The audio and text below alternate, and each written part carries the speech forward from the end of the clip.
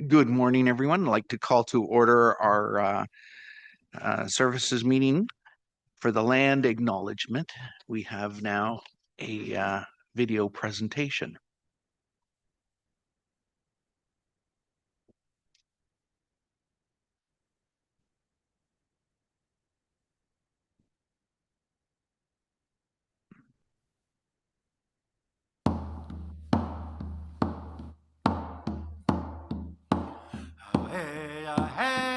We acknowledge that York Region is located on the traditional territory of many Indigenous peoples, including the Anishinaabe, Haudenosaunee, Huron-Wendat, and Métis peoples, and the treaty territories of the Haudenosaunee, Mississaugas of the Credit First Nation, and Williams Treaties First Nations.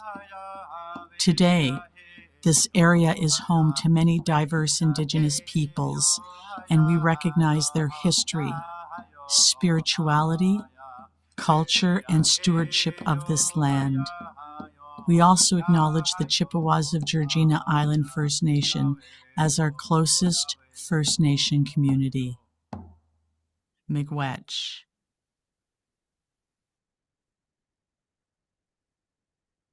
Thank you. Disclosure of interest by any member? Presentations, we have two. Is Miss Rebecca Shields here? Oh, she's hiding in the back. Okay, I'll get that. As you set up, I'm going to continue a little bit there, Rebecca. It was nice to see you a week ago, and I did get your package. While we wait for Rebecca, confirmation of the public minutes of September 24th of the board meeting. Vice Chair Jackson, Member Purchell, all in favor? That carries.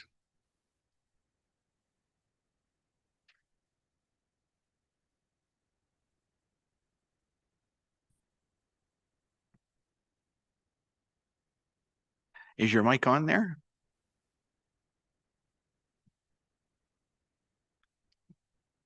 Good morning, Rebecca. Good morning. Good morning, everyone. Thank you so much. Thank you, Mr. Chair and the committee for having me here today. I know you received the materials in advance, so I just want to start off with gratitude. You've invited me here today to kind of acknowledge and thank you for your support of this project. I thought maybe I'd give you a little update as to where we are on the planning of this and maybe what this means to me personally and the community. Over the past couple of weeks, to start off with the story, I've had more calls from families than I've ever had before, with children, with a spouse, and with a parent, asking me, where do they go and what should they do? And one of the people is somebody who actually ran a mental health and addiction organization and had a child and thought, I don't know what to do. And I was so surprised because I thought, but you ran an organization. How could this be? Because when that happens to your family and you see the loss of a loved one's ability to cope and you fear for their lives, you need somebody to tell you what to do and where to go. And for so many people, stigma and fear has kept them out of the system. And so the building of the center is not just about helping people get support when they need it, appropriate mental health and addiction care. It's actually a symbol to everybody in York Region that this is here, that mental health matters, and that you're not alone. And the support of the Police Services Board and the police has been instrumental in creating this. The police are partners in this work. They're at the front line, helping people who are most in need, who are most vulnerable, and who are not connected. And they need somewhere to bring people to connect them. But beyond that, it's a symbol to everybody coming in the path behind that places like this exist, that stigma shouldn't be in place, and that we need to do this together as a community. So I want to thank you for your leadership and support of this important project that we've been working on now for many years, but are really close. Okay, so let's advance this. Let's try button. Oh, here we go. So I've said from the beginning that this is a partnership. CMHA is a leading organization in this, but we are a partner. And we had a single vision. And the vision is to ensure, or ask the question, ensure that what needs to change so that somebody's first mental health crisis will be their last. And I repeat that. What needs to change so that somebody's first mental health crisis will be their last? This is a question that we're going to have to ask over and over from the moment the police have an interaction with someone who is vulnerable and who is escalating. What do they need to do in that moment? How do we have them safely direct them to the center and get back on the road as quickly as possible to keep our community safe? What do families need to know? I got a call from MPP Gallagher Murphy's office because they have a constituent. What do they need to know to help navigate people? What do we need to know before somebody even walks in the door? And then what is that care experience? With one of the goals is to de-escalate somebody in a safe and therapeutic way and help them develop a plan to ensure that those underlying issues that perpetuate the crisis are dealt with. And this is actually the most important piece of this center. Because if we don't, if you're just another hospital where you discharge somebody with some medication, you're just not solving the crisis. And we need to find solutions together. Now, you know, I'm a very honest person. Is this going to be perfect on day one? No. But the partnerships that we have to learn together to understand what needs to change is an ongoing. And I was just sharing with somebody as I move through this, 2 years ago, I never thought I'd be dealing with how do we treat somebody who has been using AI as a therapist and is now walking into our door and has gone down the AI ChatGPT spiral. The challenges that our youth and our communities are going to face are going to be ever changing. And this is a learning facility to ensure that we are constantly at the forefront of how do we adapt and be flexible to the needs of community in order to ensure that we actually solve for crisis and stop perpetuating what is existing today. All right, so this is probably the side you want to see the most, which is sort of the timeline. What I can tell you is we have submitted everything to our wonderful friends at the Capital Branch of the Ministry of Health. They're a really fun bunch. And are doing their due diligence right now. We expect to receive approvals in order to go to tender as quickly as we can, and we're ready to go at that moment. You know, we've been conservative all the way along. I'm hoping for earlier in 2027, but I've been told to be conservative, and probably with this board here, you would appreciate that. And that's what, so you can see this is a rendering of what we think it's going to look like. This is kind of the image of what the outside's going to look. So from that beautiful green, jolly green giant, we like to call it, we're updating it, very welcoming, bright, sort of colored signage, very clean.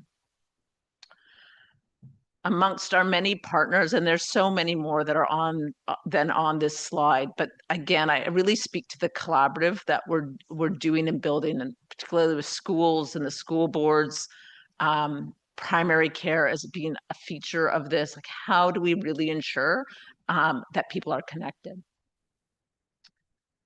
So you're kind of looking, this is kind of a rendering of what it might look like when you walk through the front door, just to kind of to place yourself. You will note that we have what is unique. This is the first that I'm aware of in Canada for sure. There are other crisis centers, but nothing like what York Region is trying to do and demonstrate, which is, it is not a hospital, but it is a place that provides clinical care to people in crisis. And so there will be 10 crisis stabilization beds and 10 withdrawal management beds, totally flexible. So if we have 12 people who need withdrawal management or vice versa, it's just, that's the way we are designating it. It's voluntary treatment. This is not for people where police, where the safety to themselves or others is at risk, and they do need to go to one of our acute care centers to be dealt with. This is voluntary treatment. And this is where I say we want people to feel welcome. Those who have been most marginalized and feel like they don't belong in an emerge or feel discriminated against, this is the place we want to say, this is where you belong. We want you here. And we want to help you. And so that we don't have this, 30 visits to emerge in a year, or police constantly picking up the same people. How do we change that dialogue? It's going to be front and foremost. it's got, as we know, York Region is one of the most diverse and increasingly diverse areas. We have doubled down in our work around how to meet the ethno-culturally, the 2S LGBTQ+, and other communities that are living in this region. I'm very proud of the work. We've actually partnered with, I think, the top team in the province out of Sinai, which is Health Common Solutions Lab, to really develop an understanding of the models of care that are going to make the most sense, particularly for priority communities such as the Black community, such as the First Nations, Indigenous communities, and of course 2S LGBTQ+, because we know those youth are most at risk. It's trauma-informed and it's immediate access to care. When we first did the metrics and we looked at police data and we looked at hospital data, we thought 10,000 people. I'm pretty sure by the time we open our metric, will be about 11 to 12,000 people a year. Individuals will come and seek care through this center. It is unique that it's for ages 12 and up. And this is really important, although the beds will be for 16 and up. This is really important because we know that mental health and families are seeing signs early. And we want to be able to intervene early. And so that's who this is for. We really expect two things. One, we expect to do a tremendous amount of work in partnership with police and everyone else about who is right for the center. We don't want everybody coming in. We want those people in crisis. We want to make sure that if you can get help from your primary care doctor, you go there. If Kids Help Phone is the right call, you go there. But if you're in crisis, you come to us. And so we'll be doing that work to ensure the right people are getting the right level of care and connected on. And so that's going to be the work that we are starting now and we'll work on every day to make sure all of those algorithms, that's a fancy term for saying, making sure the right people come to the right place at the right time. All right, moving on. So this is a multidisciplinary team. We will have physicians there. We will have primary care and not an emerge doc. Some people ask me why, because emerge docs are a different breed. People are coming in and we actually need to look at them as a holistic, connected, but they need medical services. There might be minor wound care. There's going to be assessments that need to be done. Obviously, I'm people with a lot of understanding in this room about what substance use can do. And we need an overall health perspective to ensure people are safely treated in the center, and rapid access to psychiatry with nurse practitioners, nurses, child and youth mental health specialists, social workers with a particular emphasis on family support, counselors, care navigators, peer support.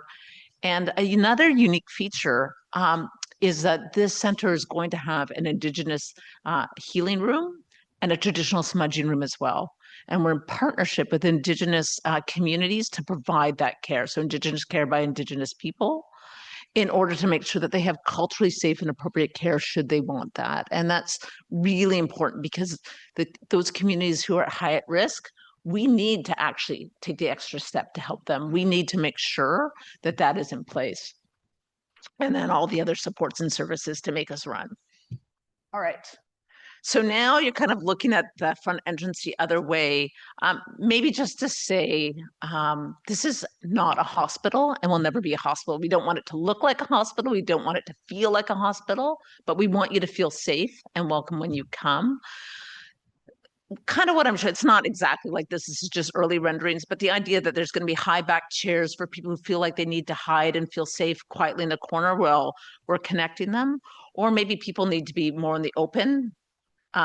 There's a whole separate youth area so that youth and adults are, if I'm coming in with my 12 or 13-year-old, I might want to be in a different area than some adults that may be coming in. And of course, there's a whole separate police and paramedic drop-off to ensure that people who are coming in can be escorted in quietly and police can have a transition time. I'm like aiming for 10 minutes, right? Like dropping out the door, right? Because this is voluntary. So this is really important that police can get back doing the important work that you do and people can get in and served right away and not just be sitting around waiting. So that gives you that idea. All right, other kind of ideas. The wood is sort of what we might envision the traditional healing room to look like, using natural wood products, exercise and stretching spaces for people. There'll be sort of library spaces and ways for people to kind of engage and and fidget or do what they need to do. The top right is sort of where people will eat. The gray area is sort of the servery. But you can see this is kind of more cafe style, right? People might want to sit alone. They might want to sit with other people while they're there. It's voluntary. People can come in. They can have their loved ones or people they're friends with them. Surprisingly, with youth, a lot of youth will come in with their friends, right? Or their partners or spouses, boyfriends, girlfriends, and the like. So we want to make sure that it's welcoming for them as well. You see a patient room in the bottom middle. It's hard to see in this photo, but you've got the bed and a desk. There's also like a chaise lounge by the window. People are there. They're going to be there for, we suspect overnight, but up to 72 hours. This is short stay and treatment. And on the wall, there's like a board where they can draw and art and write or leave messages, just express themselves. And then you can see some treatment rooms. So I'm very grateful for the support of the Police Services Board and our campaign, our Lead the Way campaign for a total campaign goal of 2.5 million. This is essential. I love that the Ministry of Health will pay for the floors and the walls and my windows. But what is going to make this welcoming and friendly and somewhere where you want to be and you want to feel safe to take someone is about us coming together to put those pieces in place. I'm getting the timestamp. So, Mr. Chair, I'm happy to take any questions, but just with gratitude, that's the overview of the program, the services, and my gratitude for your support. Thank you. Thank you, Rebecca. You're very passionate, and it comes through in your presentation. Any members have any questions? I know, sorry? All right. I know that you have packages you can hand out to people too, especially some offices, if anybody knows anybody that would be interested in any philanthropic donations for this worthy cause. So, questions? Yes. Just a quick thought. When we were in a different circumstance doing crisis management, acute crisis management of people at high risk in high risk circumstances, one of the groups that we found most useful and helpful to what we were trying to do, which was very ad hoc, not like this spectacular program you've developed, was various religious authorities from religious communities. We found them to be, as a first intervener, in many cases, absolutely critical to transitioning them to other members. And while I'm really taken by the idea that you have a community room and a smudge room, I was just wondering if that would integrate to accommodate those folks as well. Through you, Mr. Chair, thank you very much. That is a really important question. Yes, we will have a spiritual room and that room actually will be multi-faith. And actually, if I get my way, there's these new concepts around digital rooms where you can actually just press a button and the walls and the tech light up to make it a room that is of your faith or of no faith if you just need a quiet space. So we're definitely building that in and the partnerships with those communities. Thank you.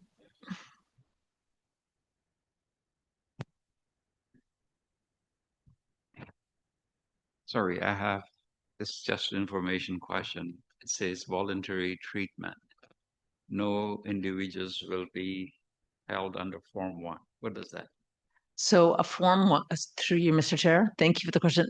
Form 1 is, and all of these experts in the room can help me out, but a Form 1 is when somebody is at risk to their safety or others, or is medically uncompromised, and police will take them to the hospital, and a psychiatrist will hold them without their consent, initially for up to 24 hours, and it can be extended. So it's when they cannot consent to treatment. Yeah, thank you. Thank you. Any other questions? If not, Vice Chair Jackson. Thank you, Chair. Good morning, everyone, and through you. Thank you so much for this. It's sadly needed. I can speak from personal experience. We have immediate family members who deal with mental health situations, and I know how challenging those can be. And it struck a chord when you said about you're always worried about their safety. And that's truly is. I guess my question is that through the chair, where's your catchment area? I know that I understand the issue that if York Regional Police were to bring them in on a voluntary basis, that they could come in, which is terrific, instead of sitting and waiting somewhere else. I'm very supportive of the program. But where is your catchment area? Will this strictly be York Regional Police officers bringing them in, or will OPP or South Simcoe be bringing them in as well? Or is this strictly for York Region? Thank you for the question through you, Mr. Chair. It is a healthcare facility, so anybody can come. Like a hospital, anybody could come to any hospital if they're in the area. So we will be open to the public to serve.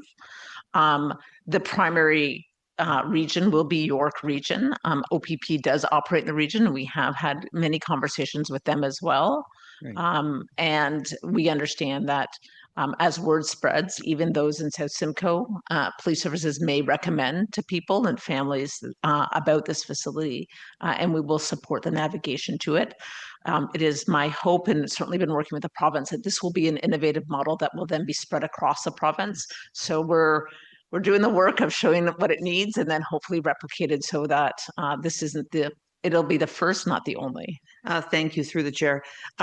No, and I know that it's open to the public, but it was interesting, and I know you're making an ask to us today, but I also would suggest that you make the ask to the South Simcoe Police Service Board as well, to the Ontario Provincial Police. I mean, it would be for everyone. I think that from what I'm hearing from the officers across the room, that this is going to be a fantastic facility, which will assist police services, not just York Regional Police.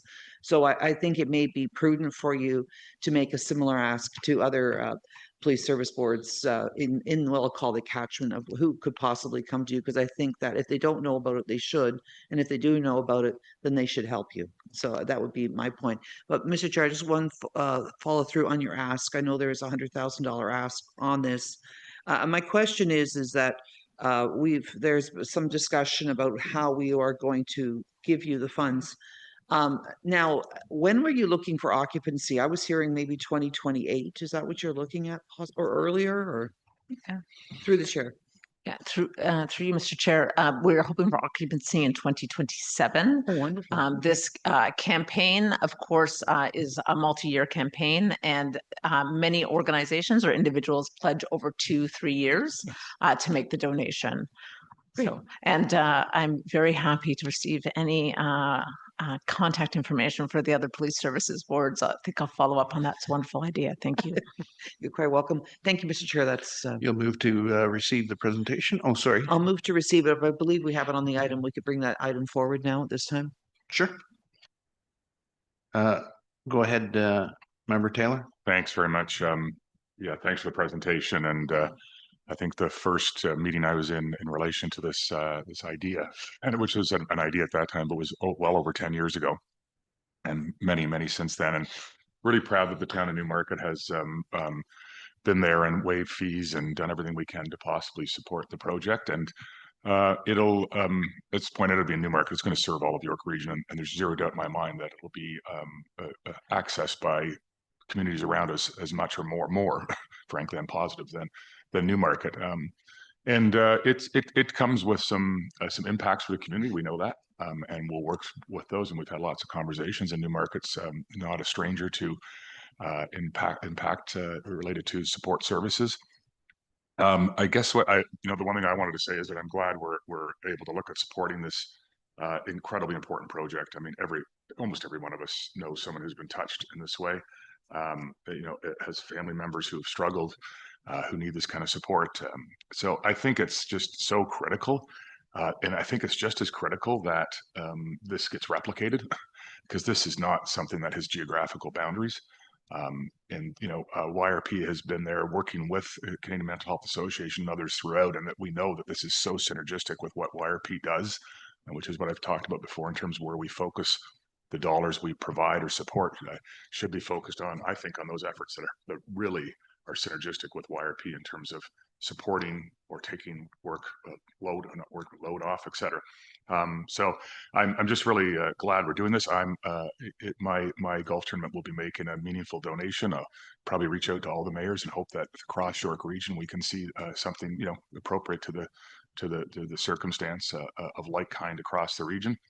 and get this thing up and running as quick as possible. It's going to impact so many lives, and I think it's, when you talk about it, to talk about many things, we often will say impacting lives, touching lives. This is going to save lives. This is going to, impact families, and how many people know like a family that's just lost and desperate, right? And they don't know what to do. And it's like your child or your sibling. And it's like, it's got to be one of those painful things to experience. And to know that that kind of support's there is pretty life altering for those people who will unfortunately access that service. But thanks very much for Rebecca is an absolute warrior, because the right word, because this is the kind of project that doesn't get done with just some keen interest. You got to just keep going and going and going. And you've been doing that and leading brilliantly, and we thank you for it. Excellent. I'm going to get then Vice Chair Jackson to move receipt and also report 8.3 and seconded by Member Taylor. Thank you. I would like a minor amendment to the motion though on Sure. that. On number 1, I would just like, just for an accounting, and I did through the chair, I did speak to Mr. Channel this morning. I'd like for this to commence beginning in Q1 2026 as opposed to December 2025. Just push it into 26 to pay it out like a couple of months later. Oh, okay. They don't, that's It's why I was still questioning about the timing. the 2-year Of term. course, Yep. of course. Same amount of money, just a couple of months later. Yep. Any comments, questions? All in favor? That carries. Thank you very much, Rebecca. Our next presentation, Chief, you're going to introduce Superintendent Tim Skinner. Yes, sir. Thank you so much. Good morning, everyone. And through you, Mr. Chair. The presentation will be up here shortly, and I know it's in the package. I'll just reference last year's presentation to Regional Council around the future of policing in York Region. It was the first time we had done something like that for Regional Council. And since that, we had done a bit of a study. A number of us have done some traveling to determine what was the sort of the best out there in terms of policing. And back then we were titled, we were calling it vertical policing, and based on what we had found and what we have learned, we've retitled really what we're looking at as smart policing and the future. So as you've just heard, Superintendent Tim Skinner works in the Community Safety Branch. Deputy De Silva is executive sponsor of this project, which essentially once all is said and done, could be replicated and will be replicated around the region. So I won't get into it any further. I'll turn it over to Tim, and we can answer any questions at the end of it. So thank you, Mr. Chair. Good morning, Superintendent. Good morning. Good morning, Mr. Chair. Good morning, Vice Chair, members of the board. Thank you very much for giving me the opportunity to present to you this morning. As you heard, my name is Superintendent Tim Skinner, and for the past year, basically since February of this year, I've been looking after the project as described by the chief, which is really looking at what does the future of York Region look like, and what does the future of York Region Police look like.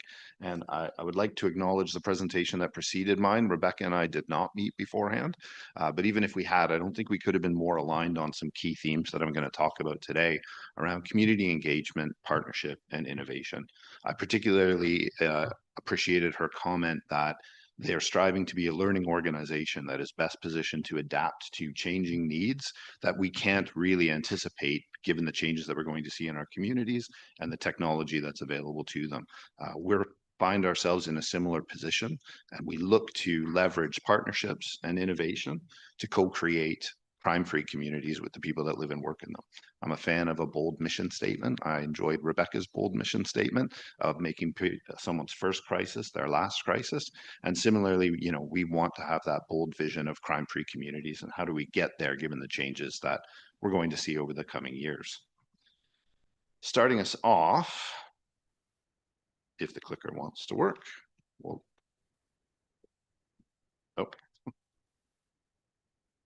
presentation about technology, and the first thing that happens is the technology in my hand doesn't work. Still not there. Okay, we'll do it this way. So what really started us on this journey was the Vaughan Metropolitan Center. And I'm sure this is something that everyone is aware of, but for way of a brief recap, this is about 179 hectare area in the intersection of the 407 and the 400.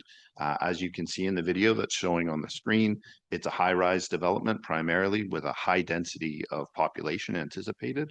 Currently home to somewhere in the region of 15,000 people.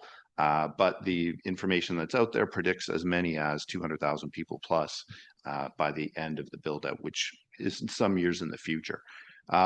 This is a transit-oriented community being built right on top of the Vaughan Metropolitan Center subway station with links to YRT, Viva, Zoom Transit out of Peel Region, and GO Transit as well, making this a very interconnected community. It's a smart city. It's a 15-minute city. It's a lot of the things that we see in current architectural practices that show us a glimpse of what a community of the future may look like. And it started us asking these questions about how these communities are going to change and how we will need to be positioned to adapt with them.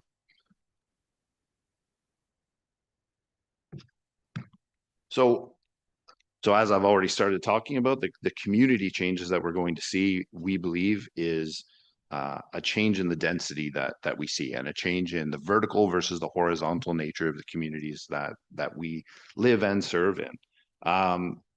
This is going to present different ways of engaging with those communities and different ways of delivering policing services.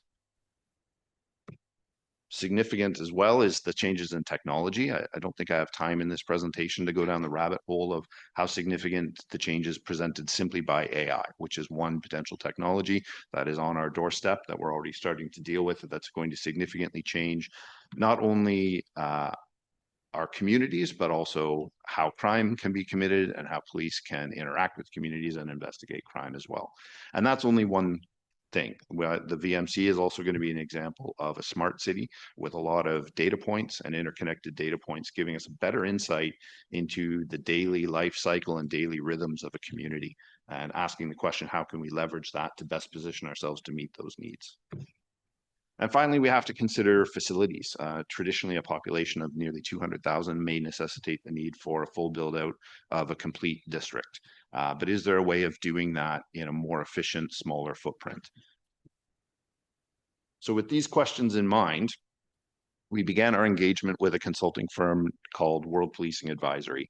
They're a relatively small firm that operates globally that seeks to identify the best practices in both policing and police governance and share those. So we began working with them approximately a year ago.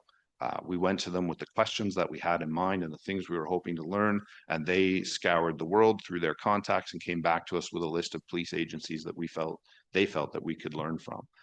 Through a process of working with them, we narrowed that down to 4 places that we actually visited in person with the support of this board earlier this year. And those were London, Manchester, Dubai, and Singapore. And World Policing Advisory felt that each of those places had a unique lesson to offer us and something that we could, more importantly, bring back, and integrate within our communities here in York Region.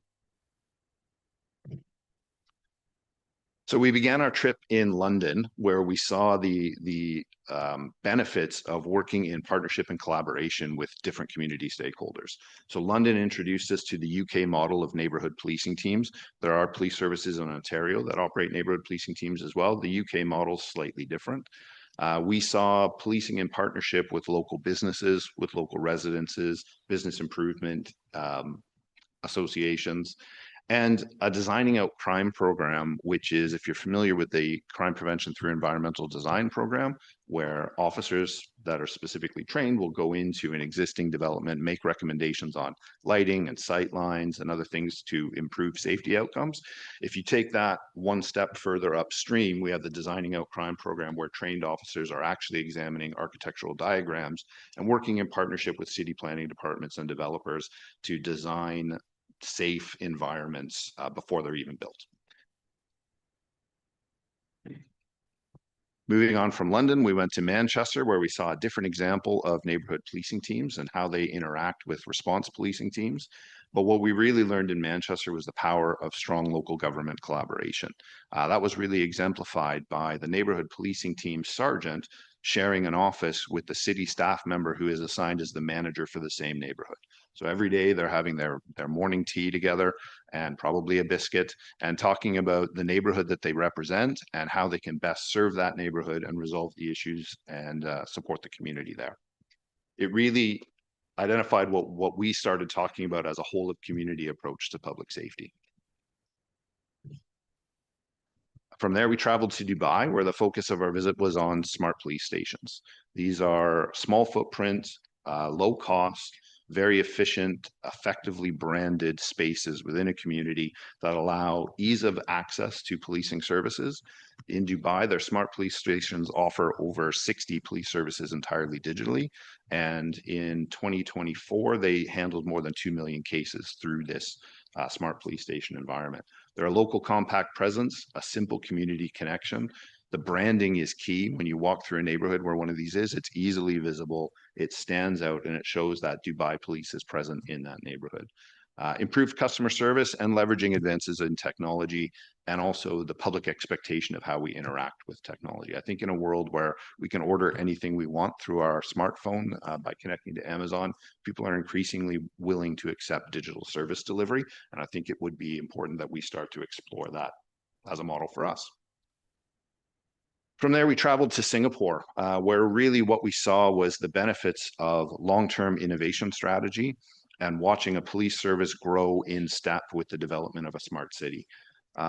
Central to this is the CCTV network that is present in Singapore. They're aiming to have nearly 250,000 cameras as part of their network, and they report a lot of effectiveness in both crime reduction and also crime investigation and prosecution with the evidence that's gathered on this network. Beyond that, though, their innovation strategy is driving them to seek up to 80% digital contact with the public. So again, going back to that idea of Amazon or Uber style service, where people access through a kiosk, through a smartphone or another digital means, and have that ease of accessibility to policing services that way. They've also digitized over 150 of their own processes, including equipment management. So if you are a police officer in the Singapore Police Service, rather than going in, speaking to a quartermaster, signing a piece of paper to log out all your equipment, you simply walk into a room, select the equipment you need for the day, walk out of the room. In the background, the system recognizes you as an officer. All the equipment is tagged with RFID tags, and everything is logged to you as you take it out of the room, and then logged back in when you return it to the room later in your shift. That type of innovation seems minor in nature, but if we can save 5 minutes of an officer's time every day at the start and end of their shift, so 10 minutes a day times how many officers, we start to see real benefits of how much time officers are spending on the streets overall. So how are we going to take these lessons and apply them here in York Region? That's my task right now, is to build out a strategy for how we're going to take these lessons forward. And currently we're looking at operating in 3 pillars, which I've already mentioned, those being community, partnerships, and innovation. So looking at community, it's important to us to have a local presence. We already have a substation, very effectively branded, positioned in the VMC area. I hope people have had a chance to visit that. It's an excellent facility. That is already giving us things like enhanced accessibility. We have dedicated resources positioned there that work full-time every day in the VMC, dedicated to that neighborhood, which will form the core of a neighborhood policing team for us going forward. That neighborhood policing team is going to be tasked with proactive policing in that area and co-creating solutions to public safety problems with residents and business owners and local government. That takes us nicely into speaking about partnerships. So under the partnership banner, we feel it's important to note that this really aligns with the government's community safety and well-being plan, which takes that same sort of whole of community approach to neighborhood problems and seeks to put all the stakeholders at the table, defining the problem and defining the solution to the problem, with a goal to long-lasting impacts rather than just a brief initial impact. We're committed to collaborative solution finding with these partners. So rather than identifying, for example, a shoplifting problem and we decide we're going to come in and do an enforcement blitz, instead our neighborhood policing team will identify, gather up the stakeholders, sit down, talk about the problem, and figure out how we can all tackle this problem together in a collaborative fashion to seek a long-lasting solution.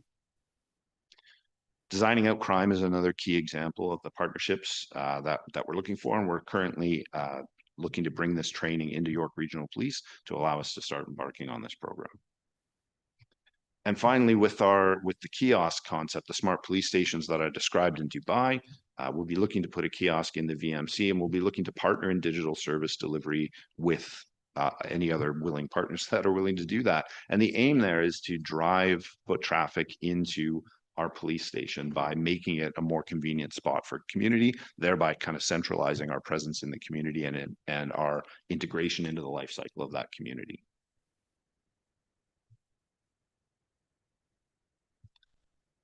So innovation, it's important that we look at innovation as a strategy, and that goes back to the comment I made at the beginning about being a learning organization and positioning ourselves to adapt to changes in a future that we can't anticipate at this point in time.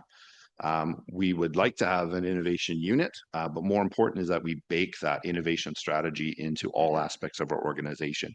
It moves us from making statements like, this is how we've always done this, to how can we do this better? Smart city integration is another key thing that we need to look at, and how do we integrate physically? How do we integrate from an engagement prospect, and how do we integrate digitally into the communities that we're going to serve? We saw in Manchester an excellent example of what I would describe as a neighborhood portal. It was an app run by the city where citizens, business owners, staff operating places can simply use this portal to report anything from a pothole to a suspicious person, and that information is available to the correct agencies to start to seek out that problem. It's an example of how we can actually use technology to engage more closely with the community. I think a lot of people fear that the insertion of technology creates a barrier, but that's not necessarily the case, I think, if it's well thought out and well designed. Another example of this would be a virtual community. So imagine if the VMC, which is going to have that beautiful park as a central feature in it, and the decision is made that we're going to host a concert in that beautiful park space, and we're anticipating 15,000 people coming. Having a virtual digital twin of the VMC would allow us to model what does traffic, both vehicular and pedestrian inflow, look like, what does egress look like, and how can we best position our officers to make sure that that can be done safely and efficiently. We can model in that if we had a medical emergency in the middle of the crowd, what would be the most effective way to get an ambulance in. So a tool like that would allow us to model different scenarios and really tailor an excellent on-ground, physical, human-delivered operational plan. So again, it's human policing, but empowered through technological innovation. So a few things that we're looking at is potentially a drone as first responder pilot program, which would operate in this area. This allows for reduction in response times, as we could get a remotely piloted aircraft to the scene faster than an officer could get there, giving us the ability to make an assessment and relay real-time information to the responding officers so that they're better prepared to deal with what they're going to find. Smart policing kiosks modeled on that Dubai model, the ability to have digital policing accessibility available in not only our substations, but potentially other locations as well as we start to roll out that program. And new service delivery models. So for us at New York Regional Police, the concept that we're proposing of a neighborhood policing team would provide a different model of service delivery than we've done in the past. Coupled with the digital service delivery, it would be aimed to reduce crime and reduce calls for service, freeing up other officers to spend more time on proactive initiatives. Going forward, these three pillars that we've already talked about will be rolled into a strategy. And again, centralizing that concept of community partners and innovation into all aspects of our operation.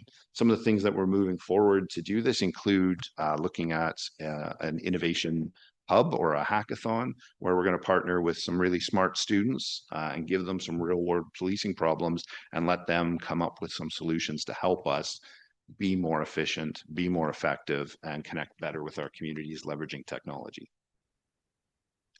Some of the practical things that we're planning in the next 6 to 12 months, you've already heard me speak about a neighborhood policing team in the VMC. We already have the bulk of this in place with the majority of staffing, and conversations are ongoing with how we want them to operate. It's a bit of a mindset shift for the officers that will be involved.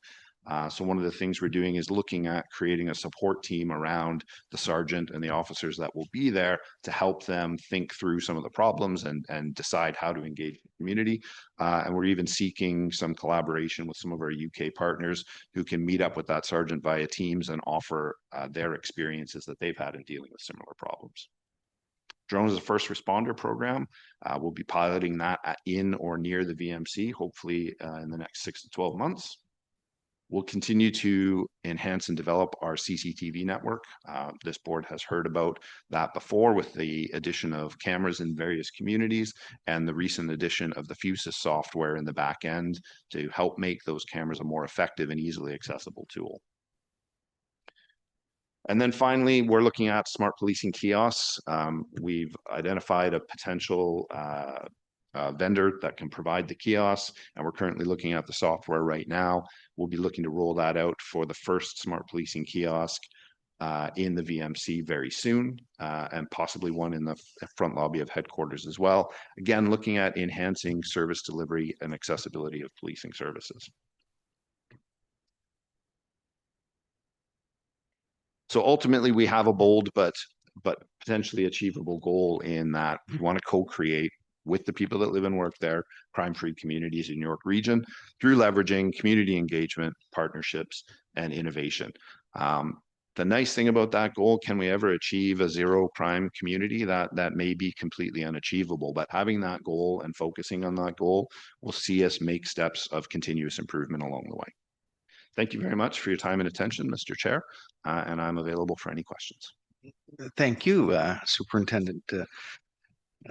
Very thought-provoking presentation on the heels of being down in Denver and seeing some of that technology out there is quite something. Questions, comments? Member Bodenstein. Yep. Thank you. Through the chair, that was a really interesting presentation to see a glimpse into the future, if you will, as you said. I just have a couple questions. I know you mentioned for your next immediate steps, you're looking at about 6 to 12 months in the planning, and say everything goes as planned. What would you estimate as the full rollout to completion to be? Like, what's the timeline looking? 10 years, 15 years, or? Through you, Mr. Chair, and thank you very much for the question. That goes back to that comment about being adaptable for a future that we can't necessarily accurately predict. So what does a complete rollout look like? I don't know that we have an end date. I think it's a continuous process because when we get 5 years down the road, we need to be looking another 5 years down the road at the changes that'll come there. So currently, we have our plan for the next 6 to 12 months. My next step is to write the plan that's going to take us beyond that and to be adaptable and agile to the changes that we're going to see in communities and technology beyond that. Thank you. And just have one more question, just through the chair, and sort of in light of some of the conversations I've had with Superintendent Salia, since the metrics are on my brain. I was just wondering how the sort of, do you have any idea how the various metrics in the cities that you mentioned look sort of in the pre versus post smart policing integration? And if there have been any studies comparing somewhere like Toronto versus London, is similar metropolitan area, how those look with the integration of the smart policing versus without it? And if you have any idea on that. Thank you. Again, through you, Mr. Chair, thank you very much for the question. It's an excellent question. There is a lot of information out there about individual programs. So the Designing Out Crime, for example, it partners with another program behind it called Secured by Design, which is a certification program that basically says these windows are less breakable than these windows. So therefore, these windows meet the Secured by Design designation, and they would then, be effective in reducing crime. They're saying that in new builds that go through this process and buy into the Secured by Design principles, they're seeing a 60% reduction in certain types of crime. So that's just one example. Drone as first responder has been piloted by a number of police agencies. So for example, Chula Vista Police Department in California keeps an excellent set of stats. If you were to visit their website, you could really see all their flight logs and excellent video examples of success stories they've had. But one of the stats they reported on the effectiveness is, of all the times they launch a remotely piloted aircraft and it gets to the scene first, they're actually able to cancel the dispatch of the officer in 25% of those cases. And any frontline police officer will tell you the number of times we get to a call for service and we end up closing it GOA or gone on arrival because the problem has resolved itself prior to us getting there. The use of the remotely piloted aircraft means that the officer can be canceled before they get there, saving time and allowing them to move on to the next call or proactive service. So each individual component does have its own studies that support it. And one of the big questions that we're working on right now is what are the metrics we're going to focus on to measure the effectiveness of this pilot project. So today, as I sit here right now, I don't have the answer because that's an in-progress work, but it's very much on our radar. Okay, great. Thank you so much. This is really informative. Thank you. Can I add one thing in there, Mr. Chair? The other long-term piece to this is, you know, we've had a study by Deloitte and others in the past around large police facilities or where we need police facilities in the future. Part of this also will help us understand, with the use of technology and the change in the way we police in a dense area like this, how will that impact the study for us in the future as to where we need to plant a new police facility, right? Which always costs anywhere $50 million plus. It's not to say we won't have more boots on the ground, but where do they need to be and how are we going to interact and how's the technology support us perhaps not having to build a large police facility in the future, but maybe build something a little smaller that has smart policing in it and accessibility to all the communities around it. So that's also the long-term piece to this is, do we truly know where we need to be in the future? And when we see technology like this playing a big role in the future, how's that going to impact those plans, right? So that's also part of it. I just wanted to add that piece in. Thank you. Other members, questions? Member Taylor? Just two quick questions. One is and I think I know the answer, but I'm just be sure. The drones, I assume, as well as getting there and avoiding the need for police to always come to, I assume that'll be a two-way communication, though. They'll be able to not just record footage, et cetera, but they'll be able to, somebody will be able to speak through the drone to someone in distress, to warn somebody, to tell them. Yeah, through you, Mr. Chair. I don't think we've identified which specific vendor we would go with through the drones, but they certainly have a wide variety of capabilities. So two-way communication is one. Other platforms are actually able to deliver items. So for example, if you had a person remote having a cardiac issue, the remotely piloted aircraft could deliver a small defibrillator to a remote location. So depending on the platform we go with, it'll have a variety of different capabilities, but some police services have used that two-way communication very effectively. I would think that would be extremely advantageous. Yeah. And the other one I was wondering about, you said you're going to soon pursue a kiosk in the VMC, but I think you said there's a substation there, and I have not visited. But is what does a kiosk bring that a substation doesn't, and what's the logic? I mean, I know it's going to be very big, but at this point, what's the logic of having a kiosk and a substation? What does the one do that the other doesn't? I mean, I can imagine what a substation does that a kiosk doesn't, but what about the other way around? Absolutely. And through you, Mr. Chair, thank you so much for the question. The benefit is the kiosk delivery can be 24/7. Currently, the substation there is staffed Monday to Friday, 8 to 4. And that particular community, a lot of people get up in the morning, get on the subway, head downtown to work, and they're not necessarily back till after 4 o'clock. So having the kiosk available provides that enhanced accessibility at the times that we're not necessarily there. And also, you know, we find that and we believe that we're in a world where people want choices of how they access their services. And the ability to do it digitally is certainly one of them. And that will expand beyond kiosks to potentially being able to access services through a web-based portal as well. But the kiosk then remains that, and the smart police station remains that branded presence in the community where people can see York Regional Police are here. So a kiosk then, I assume from what I think I'm hearing you say, is entirely unmanned? So the one that we'll be placing in the VMC will actually be in the lobby space of the existing substation.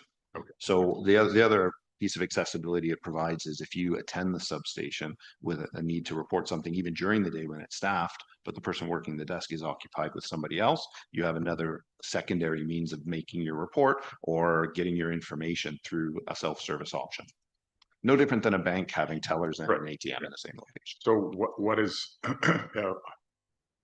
do we know yet what the ballpark cost on a kiosk is? And do we know what, I mean, I get that this is about, well, I think it was introduced to us as vertical policing. It's now being called smart policing, which makes sense because it's not necessarily about height, it's about density. Yeah. But so what, are we looking at kiosks in other locations? Yeah, I think I'm sure many locations would love a kiosk. through you, Chair, and just to add in, so the kiosk is really intended as it could be anywhere that's non-traditional. It could be at the subway station. And just to expand a little bit, the kiosk is just the physical platform that goes beyond just the actual physical portion. It actually is intended as our digital strategy in terms of reaching and being able to engage in one location, but not only at that location. But if you were to go into a kiosk, essentially you would be able to connect with an officer directly. So the platform really extends the opportunity not just to get services. And in Dubai, what we saw was there was one individual that operated the smart police station. You would go into the kiosk in a private room, close the door, and then really interact with a police officer. You could complete an entire report in private and then leave that kiosk. And that is just the physical portion. But what we're looking to do from an innovation perspective is when we look at 60-story towers, what are different service modalities that will allow every single citizen the greatest amount of access regardless of where you are within our community. So that is just the foundational element of our premise, looking really to expand it beyond that. Okay, so I guess my question is, this is a pilot, so I'll be patient, but at some point, are we going to have some sort of analysis of kiosks and what makes sense where and why, as opposed to sort of saying, well, if there's big buildings, they go there? Correct. The intent is really at the VMC to gauge in terms of metrics and look at what is the level of engagement in terms of people within the VMC itself. Okay, thanks. And then the last question is just that I know we've done a lot of work. We're a leader in technology so, but when I hear smart policing, when I hear smart in front of anything, you obviously think technology, but the thing you think is data. And I know we do a lot with data. So does this integrate somehow with our use of data, or is there more work to be done in this area around the data portion of smart anything? Yep, through you, Mr. Chair. Thank you again for the question. Absolutely. Everything that we're doing is going to be informed by our data. We already have, as you are well aware, a well-developed program of business intelligence that gives our officers access to data. But I anticipate that that's a key source of information for the neighborhood policing sergeant as they're developing their strategies for how they're going to deliver service to the community they serve. Thank you. Excellent. Thank you. Madam Vice Chair. Thank you, Mr. Chair. Through you, Superintendent Skinner, thank you very much. I want to touch on a couple of things. In looking at these cities, London, Manchester, Dubai, and Singapore, and correct me if I'm wrong, but I believe they all rely heavily on the use of CCTV. Is that correct? Through you, Mr. Chair, yes, all of those cities have highly developed CCTV programs. Okay, so through the chair, and I know that in York Region, we are expanding our programs. And of course, as we know, the city of Vaughan is buying additional cameras. Are you contemplating, because I know you spoke in particular about the VMC, even though there's other areas in York Region and Markham that are their densities are creeping up there as well, looking at expanding and putting basically chock-a-blocking the VMC with CCTV? I know it's proven to work. Are you considering to doing that in the near future? Through you, Mr. Chair, I think that CCTV is part of the plan for the VMC, but in terms of exactly how it'll be deployed and where it'll be placed will be based on data. It'll be based on the life cycle of the community and the issues that they're experiencing. So rather than just a carpet bombing type approach, there'll be data and analysis behind the placement of the cameras and the usage of them. Through the chair, I don't mind carpet bombing every once in a while. Through the chair, well, I mean, it's proven statistically in a report that we had issued in May or June of this year, the CCTV at Jane and Highway 7, there was a 33% 33% reduction in crime right there, which is the VMC. So I'm hoping that we can expand it. But I'd like to touch on a couple of things. You spoke about the small footprint police stations in Dubai. Just out of curiosity, how many square feet is the VMC substation? I've been in there. I just don't know how. Do we know? Looking maybe through 3,800 square feet. I'm sorry, how much? 3,800. Okay, so that's 3,800 square feet. These small footprint stations in Dubai, do we know what the size they were? Same, smaller? Same, exactly. In between 3,800 and 4,500 square feet. Okay, Through great. you, Chair. Sorry. Yeah, no, perfect. Through the chair. I guess, and the chief touched on it with respect to the Deloitte study, with respect to where we're going to put future stations, what they look like. Are they large format, small format? I just encourage us. I know that that study is ongoing, but the longer we wait, we need to start securing land or space, especially in the VMC. I know that we were very blessed to get the space we got in the VMC. We may not be as lucky in the future.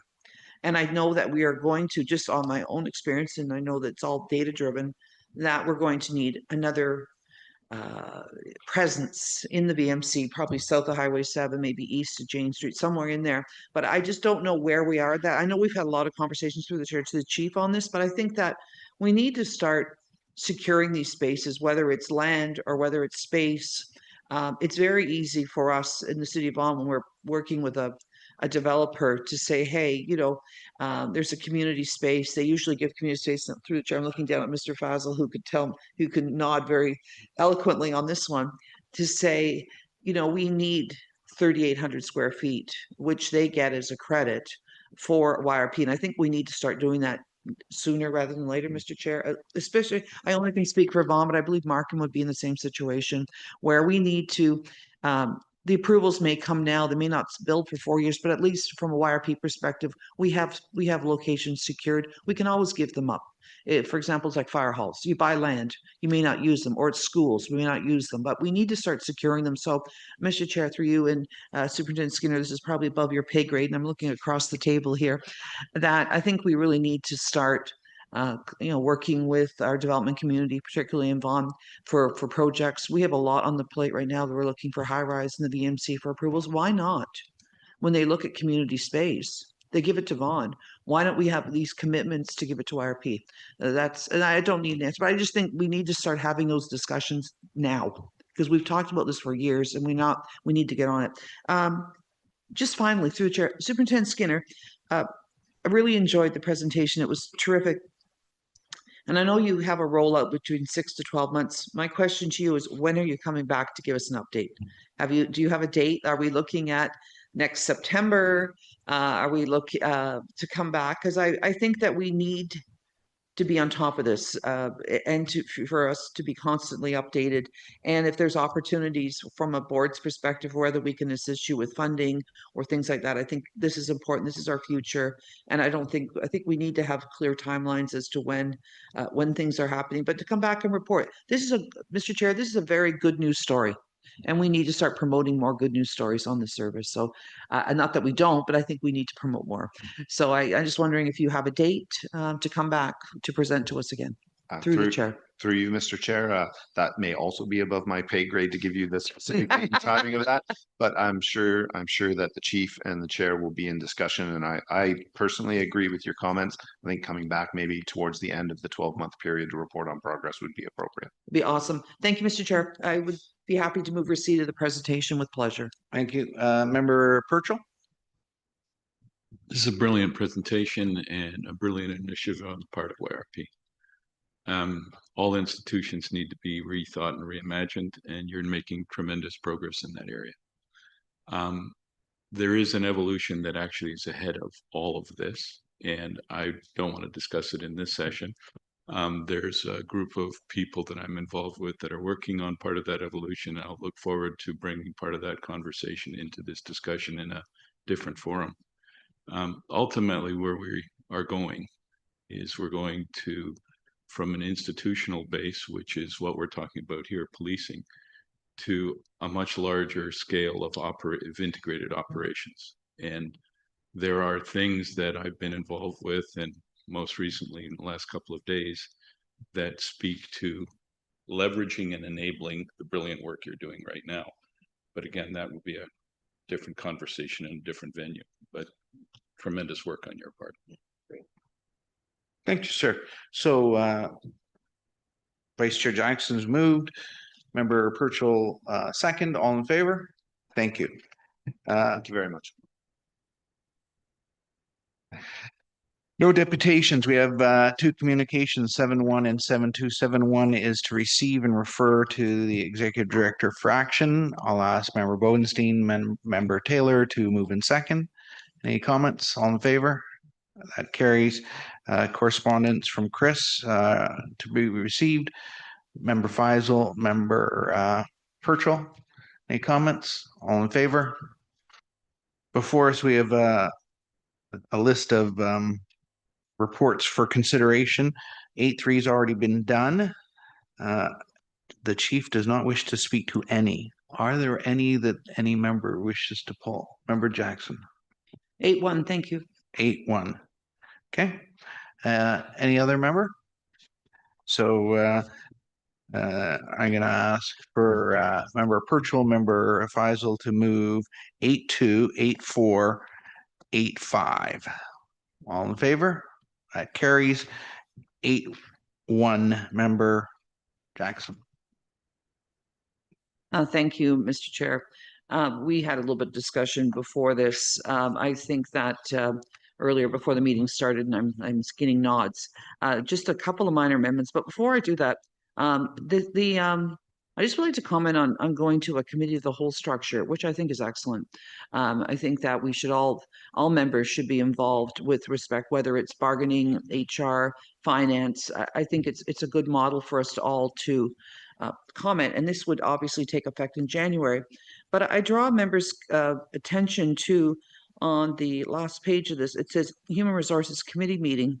I mean, on one hand, we're saying we're eliminating an HR committee meeting. We're going to do it as a committee of the whole, but then it's saying we need to have one in August to deal with stuff that we normally have. So that seems to be conflicting, Mr. Chair, through you to staff it.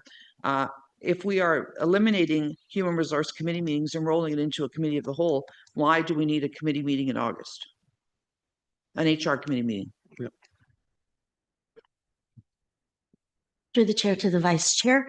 With respect to that, so moving to the committee of the whole structure does not negate any of the bylaws to establish the committees. What this allows us to do, and including that particular meeting in there, is to actually expedite the onboarding of new recruits and get them out. So that is why that one remains in there.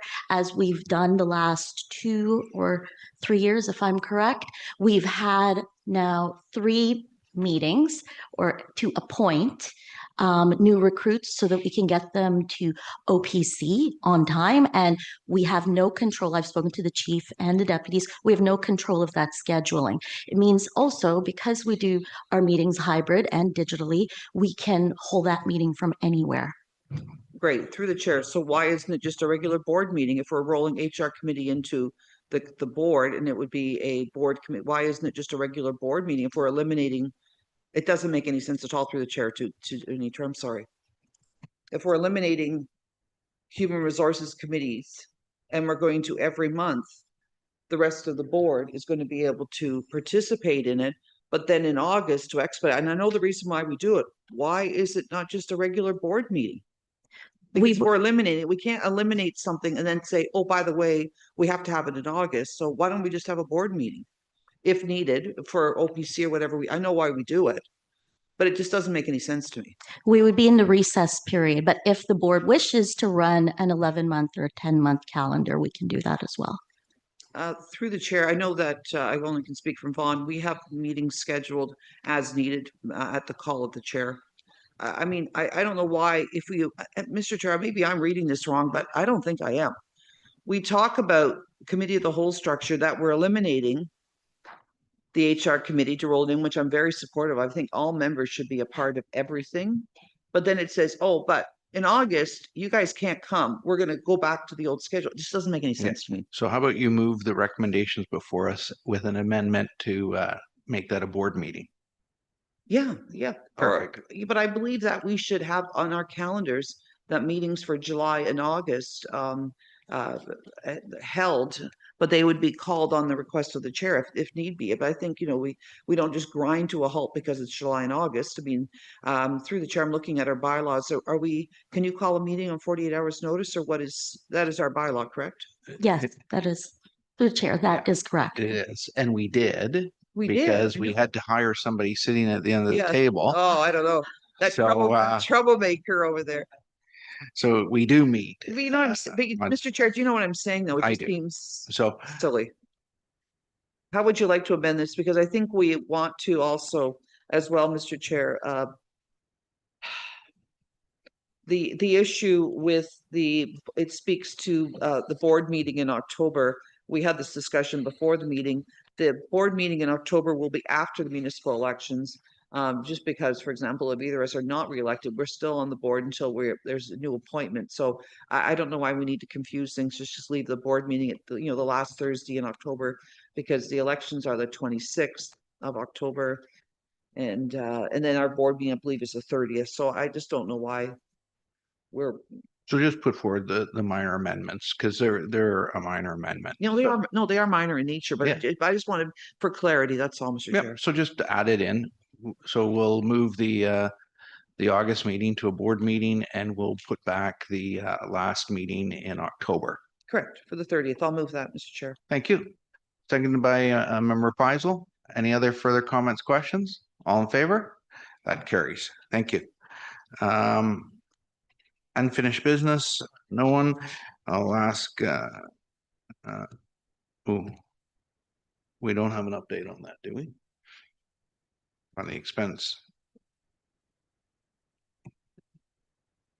So through the chair to the members of the board, at the last meeting, the policies referred back to staff with an ask that the board members be invited to comment on the policy. So we've been putting together the package. You'll be receiving an email package, and with about 3 weeks with comprehensive information on the comparators and also the options, but we'd also like your input on what you would like to see on those parts of the policy that have been identified as needing more examination, and then to return it to my attention. We'll assemble the package for consideration by the board in November. Thank you. Yeah, just if I could, Mr. Chair, through you. Thank you for that, Anitra. My staff has worked diligently on actually rewrote a whole policy, so I'll have that flipped up to all members this afternoon for their review, and it may save you a lot of time, I think, and it compares some things. So I think it would make it clear. Excellent. How do you like that? Thank you for that. So motion to receive, Member Taylor, Member Bodenstein, all in favor. 10-1. Anitra, you just want to talk about the schedule? Yes, through you, Chair. So between November 27th and December 10th, we'd started doing this last year. The board practices employee appreciation for that month. So you'll be getting a schedule once we receive it from the team at YRP. And we're asking that all of you make an effort to go out to our districts and also appear at HQ on the 10th to serve lunch, but also meet with our members who are out there in the districts and coming in from the front line. It's a good opportunity to meet the service beyond this table. I remember last year, the vice chair was able to attend, a couple of other members. Everyone managed to make it to lunch at HQ, and staff also accompanied members where we could. So just keep an eye out for that. Mackenzie will be communicating that information once we have it. Thank you. Just while we're on these dates, I'm going to ask Vice Chair Jackson, while she's got her calendar in front of her, the 12th, which is, sorry, the 12th, which is a very important evening. And I know all members love that. It's the police recruitment. I actually have my budget meeting that night and the chamber business awards and one other thing. So I got 4 things that evening. So I'm asking, can you bring remarks? Will you be available that day? And make sure they're humorous and light. You are there? Perfect. Thank you. So I'm going to ask for a motion just to receive the updates on the events. Member Vice Chair Jackson, Member Purchell, all in favor? Carries verbal update on communication strategy, Chief. Yes, Mr. Chair.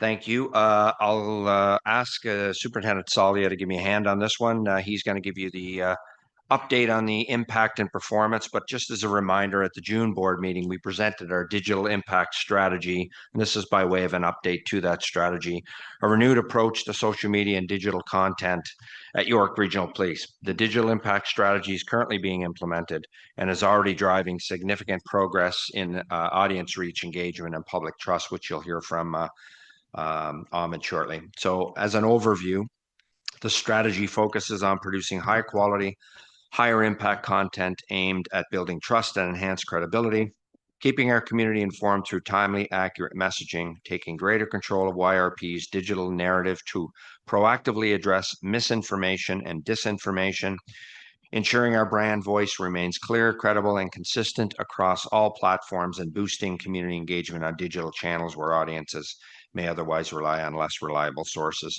So in saying that, at a high level, I'll turn it over to Ahmed to talk about the impact and performance so far. Ahmed? Thank you, Chief. Through you, Mr. Chair. Good morning to everyone. As the Chief indicated, we'd like to give an update on our digital impact strategy. And just to be clear, we've heard the community, we've heard the board. We know over the last while we had to change our approach in communications, and we heard you loud and clear. And we're going to share with you some data and some metrics, no anecdote, to show you how we've surged in the community with the way that we're delivering communications across the board. Just to touch on something that the Chief said quickly, I think one of the biggest parts of this digital impact strategy was to make sure that we took control of our narrative. This is our narrative. This is the YRP narrative. And we think that we've been able to do that. The multi-pronged strategy, the digital impact strategy, I can tell you we started off with the newsletter. The newsletter launched in July of 2025, and very quickly we've amassed about 5,000 subscribers, the York Region Pulse. What's very significant about this newsletter is our open rate. So we can tell you that 85.7% on average from our 4 iterations of the newsletter, people are opening our newsletter. The industry average is 39.8. We are more than double the industry average. And some of the things that we're doing to maintain that is we're curating each iteration from the previous. So our Marcom team is looking at what do people like, what are they clicking on, and we're creating the next content based on that. So we're listening to the community and we're creating content in that sense. The second part of our strategy was the enhanced social media. So that's through X, that's through Instagram, that's through Facebook. I can tell you that going viral isn't something that we try to achieve, but we've been going viral. So for instance, this year alone, year to date, we have 10 different videos that have amassed over 500,000 views. Last year, 0. We didn't have any videos that amassed over 500,000 views. Again, a testament to the incredible work that the team is doing. And why that's important, it's not just about going viral. There was one video specifically where we had over 800,000 views. What did that do? That translated into 1,000 additional followers. We're able to go into the data and click on the metrics and find out of those 800,000 views, how many people joined our community. We had 1,000 additional people join our community to listen to our message as it relates to public safety. We want to control the narrative. As it relates to, here's another interesting stat actually I want to share with you. In Q3 of this year, our reach per post was averaging 30,000, or at the lowest was 30,000. Last year, the posts were about 7,000. We are at 30,000 at the lowest for this Q3. Here are some more additional numbers, and this is where the numbers really start to blow up. On our Meta platform, Facebook and Instagram, I can tell you we've gone up 409% for our total reach. 1.9 million to 9.85 million year over year. I'm going to say that again because I think that's a very significant number. A 409% increase for our total reach. We went from 1.9 million to 9.85 million by way of total reach. Our average reach is at 413%. So our average post went from 13,000 to about 70,000. Again, that's year over year. And on X, formerly known as Twitter, year to date, we're up 32.5% in our impressions or in our posts. That's up from 2.5 million to almost 3.5 million. Again, that's year over year. And I have a graph here, which we're not going to put up, but it's staggering. The graph shows a meteoric rise in what we've done in the last 8 months. And how is this happening? One of the biggest things that we started changing is our online storytelling. Our media relations teams has really expanded beyond their traditional spokesperson duties, and we're starting to create and narrate videos on Instagram. And that's been a huge success. We're humanizing our organization. We're humanizing our officers. We're showing the authenticity. We're showing that we're vulnerable. We're highlighting our people. We're highlighting our community. We're highlighting our values, and the community is hearing us. On Facebook and Instagram specifically, and we've said this before as part of our strategy, we are using that platform for brand content, for community, and for trust building. On our X platform, we are using it to tell the story in real time, our real-time operational updates, and our community safety updates. And the final part of our strategy was our change of posture in the real-time operational center, the RTOC. What you're seeing now in the RTOC is X posts, the officers in there, the inspectors and the staff sergeants have received training in social media. They now know how to use X. That was an old posture that we had, and we went away from it for whatever reason. But I can tell you in the last couple of months, we're back to that posture. And whether it's an X post at 1 p.m. or 1 a.m., our officers in the real-time operational center are giving our community real-time updates. You might also see us on TV a little bit more often, whether it's CP24 or whatever it is.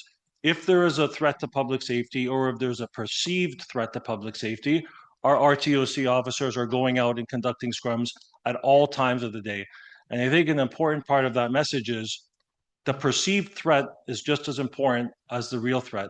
If the community feels safe, it feels unsafe, even though we know that this is not a dangerous situation, we have an obligation to get in front of a camera or to get on X and to ease that fear from the community.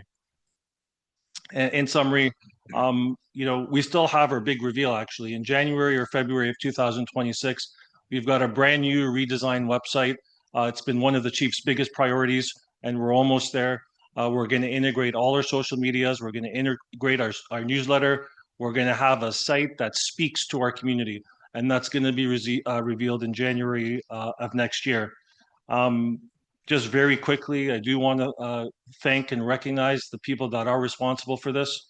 Our strategic communications team and our manager, Billy Curtis, who's done a tremendous job over the last several months leading the team in there. Our media relation officers, it's only a team of 3 who are consistently working tirelessly, sacrificing, and they're persistent. Lisa Muskaluk, Kevin Nabraja, and Jamie Dixon. Thank you to all of you. And to my friend to the left here, Karen Richards, who quietly behind the scenes, well, for those of you who know her, probably not so quietly behind the scenes, supports our Marcom team like no one else. Subject to any questions, Mr. Chair, that's the update on our impact strategy.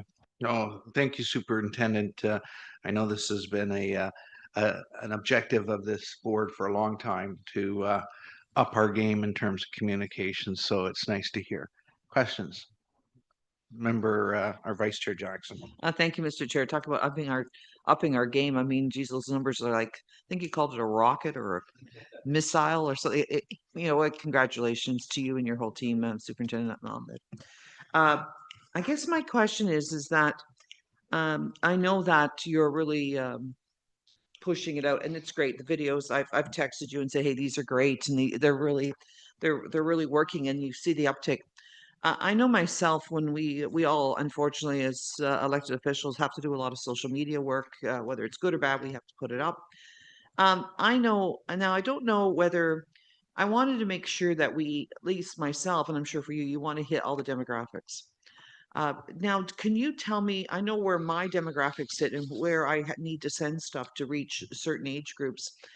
For example, would you believe this is a fair statement that Instagram is for maybe up to 40-ish, and then Facebook clicks in at 45 to 50 and up, and then X is sort of a mishmash, or like, where are you? And could you also give me, I know you were saying the rise, but did you give us the number, say, for example, of Instagram of followers compared to a year ago to now? I don't know whether you gave that stat or not, through the chair. Through you, Mr. Chair, I don't have the numbers of what the platforms have grown, but they've grown tremendously. And Vice Chair, you're correct as it relates to the demographic with Instagram and Facebook. And it was actually through your advice about Facebook. I heard you speak about Facebook and the demographic for the 45 and up. And I shared that with the team. And I can tell you, our greatest growth on platforms is Facebook because of that feedback. We're taking that feedback, whether it's from you, whether it's from other board members that I've spoken to, whether it's from the community. We don't pretend that we know everything. And anytime we get advice that we think we can apply to our platform, we have. And it's no different than the Instagram news stories. A conversation that we had was, why are we only putting our news on X and not on Instagram? And I took that to the team and they said, well, we don't like to put written content on Instagram. And then we had a conversation about, well, why does it have to be written? Why don't you start telling some news stories on camera? And they have. And if there's any interest for the board to see, we actually downloaded at least one of our viral videos with Mackenzie. Through you, Mr. Chair, if anyone wants to see those videos, they're available for us to show right now. If not, we can show it later. Sure. All right. I'm just cognizant of the time. Oh, well, that's okay. One over the other? Doesn't matter. You can pick They're whichever not one. long.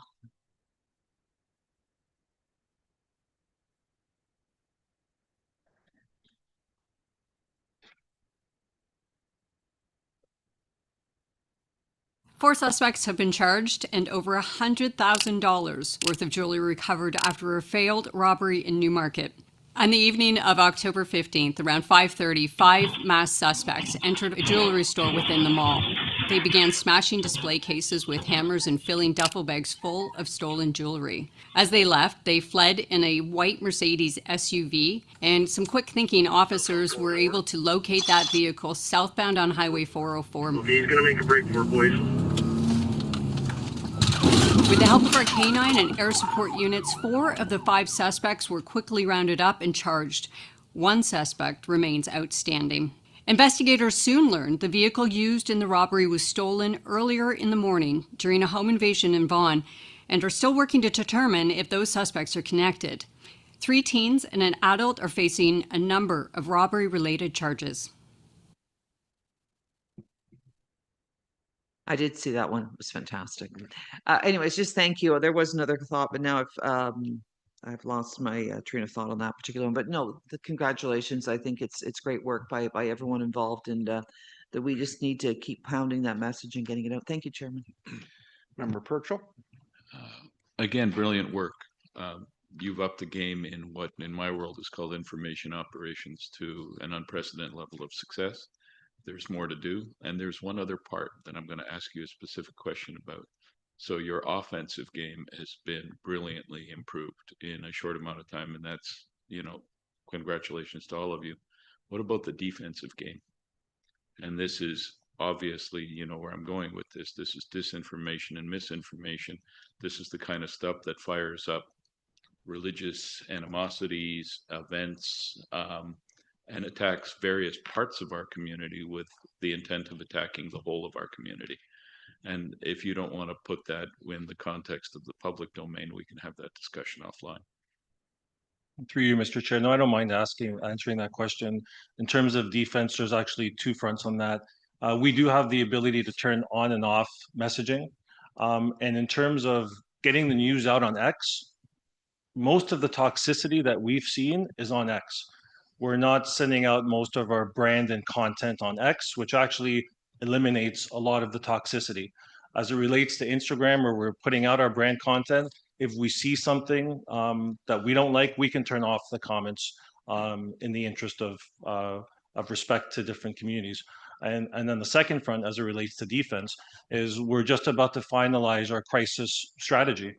So in the event that something happens internally or externally that requires us to respond in a certain manner, we previously had one, but we are redeveloping it, and it's shortly ready for release.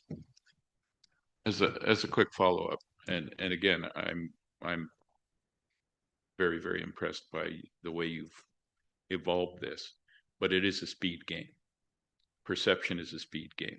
And the fact that you've increased your tempo of operations has significantly affected the perception of policing and ultimately of public safety. But the speed game means you're going to have more and more with less and less time to respond to it. And that's obviously another evolution of strategy that is in your very, very capable hands. Well done. Thank you. Thank you, Member Taylor. Yeah, thanks very much. Yeah, as already said, very impressive and great. I mean, progress. Obviously, it's taken a lot of work and a lot of strategy, and it's greatly appreciated. I'll, like some others, though, suggest an area for investigation or future thought. One thing I would say is, and I just had a quick look. If you look at and this is probably somewhat of a myopic comment on my part, but if you look at getting your message out and at the community level. Every municipality has a set of elected officials who have thousands of followers and and a lot of those followers know them by face and name, and they talk to them on the street. If you go and scroll through those elected officials, you're not going to see a ton of posts or reposts or from YRP. So what I see there is an opportunity. And I don't know the exact strategy, but it's some sort of curated outreach. And this is with the idea of particularly sharing information that speaks to the community to say, you're safer than you think you are. Look at all the things we're doing. Look at the success. Look at the technology. And it doesn't all have to be, we got you. Sometimes it's about just educating people. Look at the technology that we're using. Look at the results we're getting.